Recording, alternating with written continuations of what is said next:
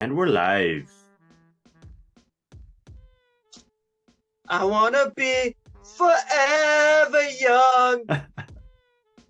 Wait, I know nobody tunes in here to hear me sing, so sorry, my apologies. Don't click away just yet, anybody. Come join us for karaoke. Yeah. Good afternoon, good morning, good evening, ladies and gentlemen, wherever you are, whatever time it is for you right now. Just know that you are locked in onto the point with Skip. and the King. You guys know what to do. Go find us everywhere on Apple, on Spotify, on Amazon Skip. You guys can find us on Instagram, Facebook, Twitter, as long as we're still on it, and YouTube, which is hopefully where you're watching us. So go down there, click subscribe, click like if you enjoy your content. You guys are the fuel to the fire that keeps us going and keeps us young. Ooh. Now, Nice Skip. segue. Skip. I gotta do. Thank you. I gotta ask you a question. Here's one thing. You have been the biggest proponent and the biggest advocate of the one Mr. Thaddeus Young, that has recently joined the Toronto Raptors last season, and he's currently playing very well. But there's a lot of people, because due to Nick Nurse and keeping the roster very tight, and now that we are currently seeing that there are a lot of injuries and there are a lot of spots that need to be filled, and Thaddeus has, can you believe that name, Thaddeus? That sounds like something out of Game of Thrones, bro. Anyway, but now that he has stepped into his role and tried to take over some voids that have been left by some of the major starters, with Masai's idea of the 6'9" positionless basketball player, a lot of people are not aware of who Thaddeus Young is. Now, wait, hold on a second. I gotta make a call to Lithuania. Arthur, can you bring up that graphic? Can you bring up that graphic, please, while Skip is talking? Okay, thank you. Okay, yeah. Oh, Lord. Skip, can you give us an overview on who Thaddeus Young is and what he has meant? Well, I mean, I think we all kind of know generally what Thad brings to the table, right? We all don't know. There's a lot of people out there that do not know who he is. He's a two-way power forward, kind of a solid floor-raising type of player. Just really solid in all facets of the game. Obviously 13, 14 years in the league at this point. I think this is 14th season. Really been around a long time, done a lot of things. Featured in the Adam Sandler movie Hustle? Right. No, not Hustle. What's the one before Hustle? The one with the gambling. Diamonds in the Yeah, that one. Diamonds. Yeah. I can't remember now. Anyway. So he's obviously not really a 3-point shooter. He's more of a 2-point shooter. He's really seen a spike late in his career in his passing ability. That's not something that he was really excelling at early in his career, but he's really kind of found that side of his game much later on. He's always been a solid all-around defensive player, just really, really capable on that side of the ball. Lots of steals, lots of deflections. Obviously at this point in his career, he can be a little bit of a coach on the floor. He knows other teams' playbooks. He knows what's out there. He knows the game really like the back of his hand. So he's a very solid all-around player. I think that basically covers it. Just kind of a solid starting caliber power forward for most of his career, who sort of slid into a bench role as he's become a little bit older and, maybe moved on to better teams. I think that basically covers it. We can get into what he brings to the Raptors next, I guess. We will. You know what? Look, oh my God, he's considered old in the league. He was 8 years younger than me. It's like that meme, right? It's like that meme. It's like you're 35 years old in the prime of your life, and then you turn on the TV, and it's like, here comes the oldest player in the NBA. He's 34. Miracle that he's still active. There's 2 out of 6 fingers I want to give you, but children watch the show, so All no.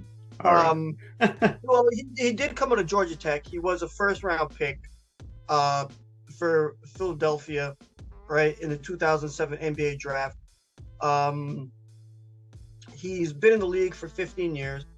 He provides a lot into each of the teams that he's played for, like Philly, San Antonio, even in the G Indiana, League, even in Minnesota, Indiana. Chicago. Like, he's bounced around. Yeah, Chicago.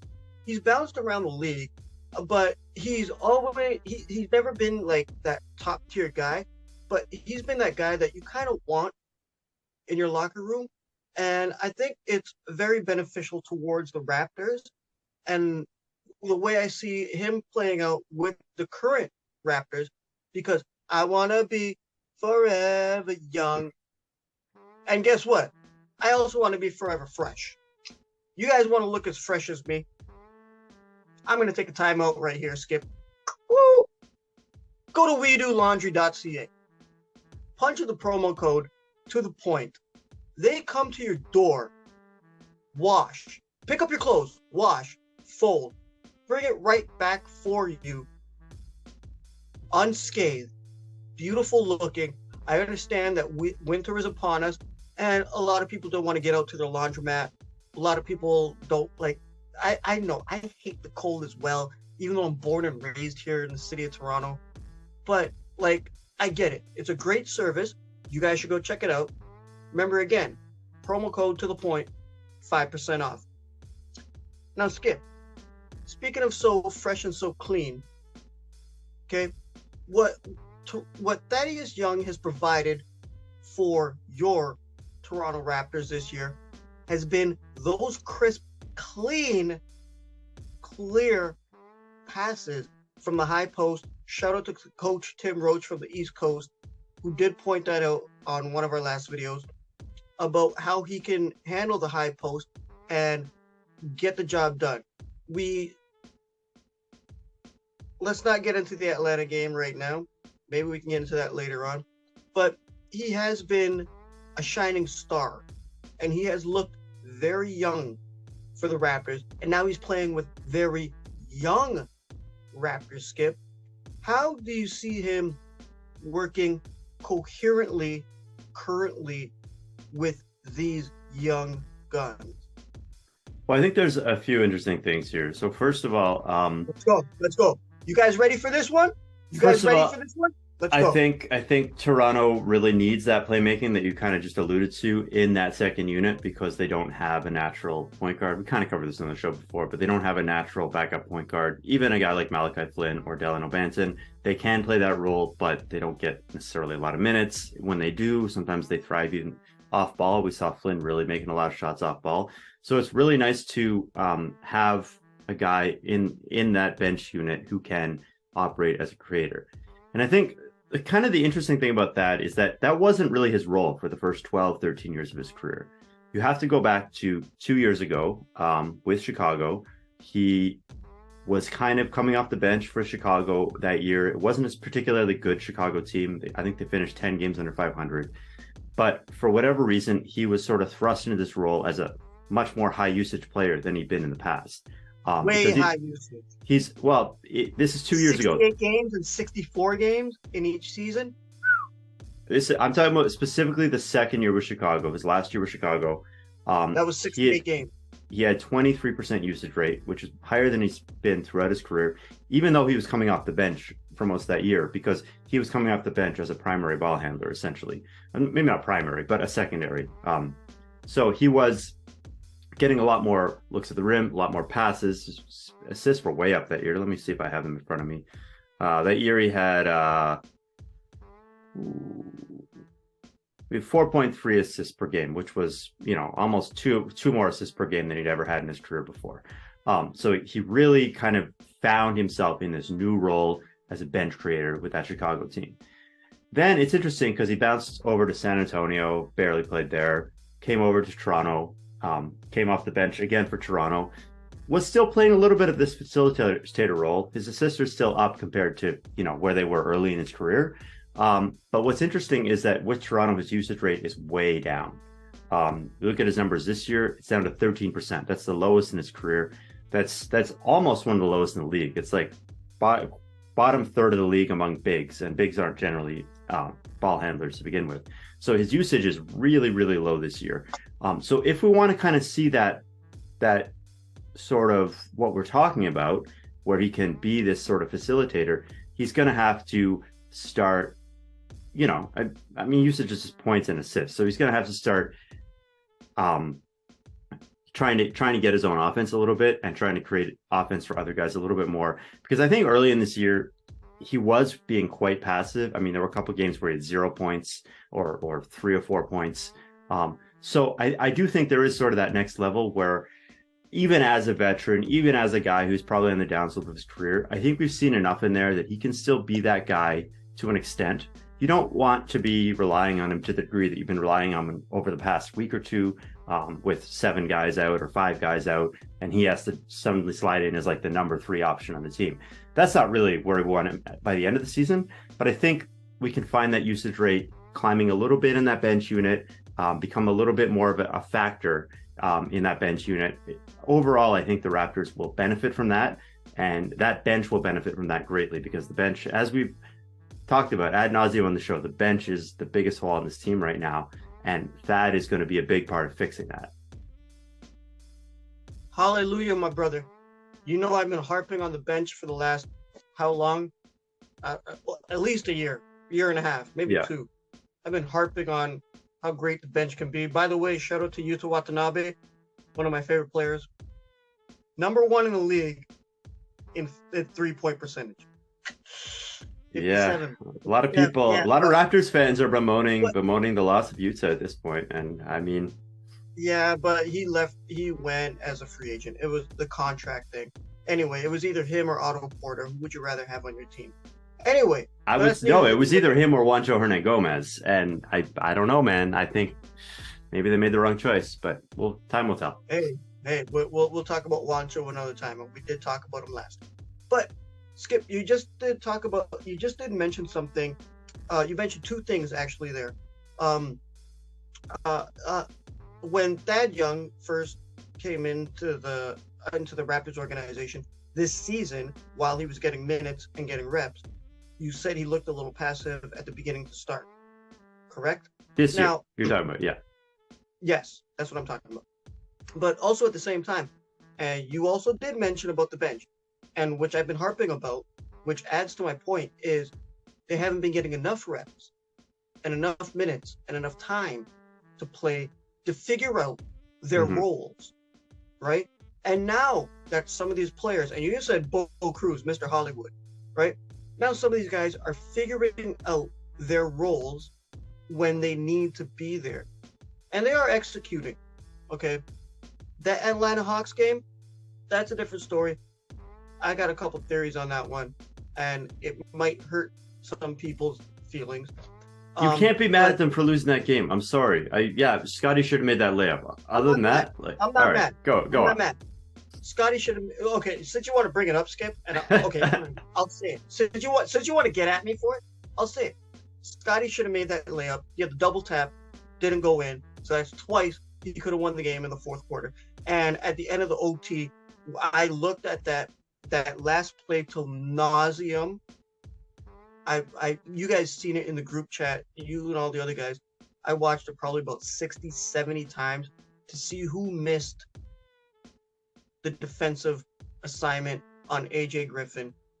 And I hate to say it, but it was Scotty. But at the same time, I don't know why Nick Nurse put Thaddeus Young on Trae Young at the same time. Inbound play. That game should have been over before that point. It was a miracle that they even got to the point of trying to tie it, because who was it that missed the 2 free throws? Was it Hunter? I can't remember who it was on the Hawks that missed the 2 free throws. But if the Hawks just make their free throws, that's not even a game. But anyway. Yeah, the Raps should have had it locked up at the beginning of the 4th. But that's neither here nor there. It happened. It's in the past. Let's keep it there. Now, let's look forward. So, Skip, based on what we've seen from Thaddeus Young this season and his role, like, I'm going to get into a little rant here. May I? Mm-hmm. Now, Thaddeus Young is 8 years younger than me, so therefore he's 34 years old. Mm-hmm. Now, like you said with the meme, like, yeah, they're young guys. Yeah. Anyway, but he is considered a veteran in the league, 15 years in the league, in the NBA. And we've seen his numbers, right? With his career, with what he's currently doing with the Raptors. They're somewhat the same, except for minutes, points per game.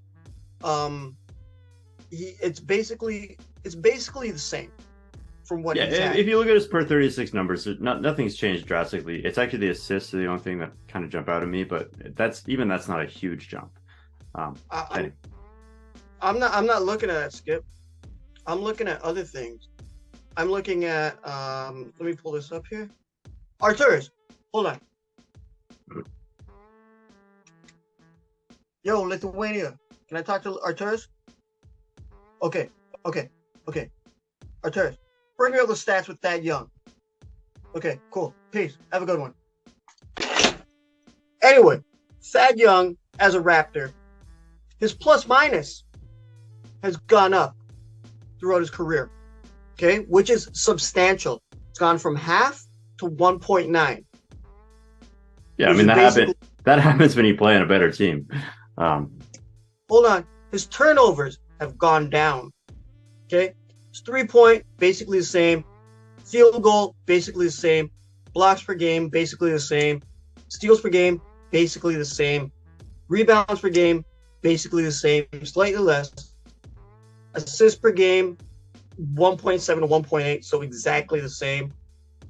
Points per game have dropped off by about 6 point something, right? 6.9, because, like you said about the usage for him, because his minutes per game have gone down from 29 to 17.6 with the Toronto Raptors. Now, he, as an older guy, and when I get on the court and I play with the younger cats, I see all these guys. I've learned my role as someone in their 40s who looks like they're in their 20s, to maybe take a step back and let the younger guys run it and just be there when they're needed. Maybe take that high post, maybe take the crisp pass, maybe like be there for that block, maybe put that tip in, and I think Thad, a lot of older players, and this is something mentally, a lot of older players cannot accept that. They want to disappear and go to Taiwan. Twice! There's a lot of players that can't accept. Stop it. We all know it's the truth. We all know it's the truth. A lot of players cannot accept it, but Thaddeus Young has welcomed and accepted his role. Now, Skip, my question, based on that, my question to you is, with Thaddeus Young accepting his role into who he is, and maybe taking a step back in points and minutes and whatever else, but basically keeping his game the same. Yeah. What does this do for the potential of the Toronto Raptors going forward right now with the young guns, those young gunners? Like, what does this say? What can he provide to help them? Well, I kind of already covered it, but basically just if he can be that a little bit of a creative force in that second unit, that will help the 3-point percentage in theory. If you can have some of these guys coming off ball for 3-point shots, and just in general, up the bench production.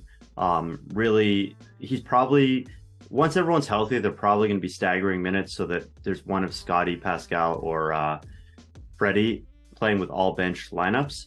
But you want that other piece in that bench rotation who can do some of those things as well, who can be that secondary outlet or creator. And I think he can raise that level of that bench to where we're going into the season. We were saying, hey, like the Raptors have a little depth on the bench now. They can be a solid bench team. They don't need to run these guys in the ground 42, 43 minutes. No, I'm saying before the season.